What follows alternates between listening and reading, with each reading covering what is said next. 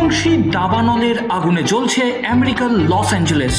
পুড়ে ছাই হয়ে গিয়েছে কয়েক হাজার বাড়ি গাড়ি।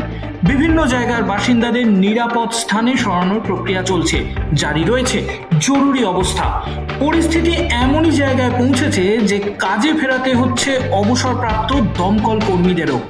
দাবানল ছড়িয়ে পড়ার পরে গোটা লস অ্যাঞ্জেলেস শহর জুড়ে হুড়োহুড়ি পড়ে যায়। এখনো পর্যন্ত 5 জনের মৃত্যুর খবর মিলেছে। এলাকা খালি করার নির্দেশ দিয়েছে স্থানীয় প্রশাসন।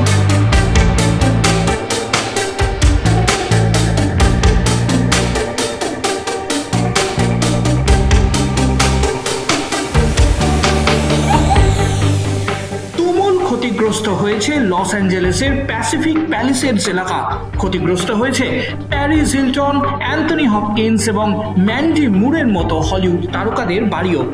জানা গিয়েছে লস অ্যাঞ্জেলেসের প্রশান্ত মহাসাগর উপকূলবর্তী পাহাড়ি এলাকা প্যালিসেডস, ইটন এবং হার্স্ট এলাকায় দাবানলের প্রভাব সবচেয়ে বেশি।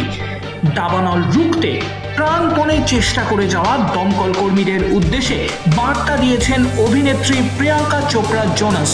তিনি লেখেন, এই দাবানল রুখতে যারা লড়াই করে চলেছেন তাদের কুর্নিশ। রাত জেগে অনবরত যারা কাজ করে চলেছেন এবং ক্ষতিগ্রস্তদের পরিবারকে সাহায্য করে চলেছেন তাদের ধন্যবাদ জানাচ্ছেন তিনি।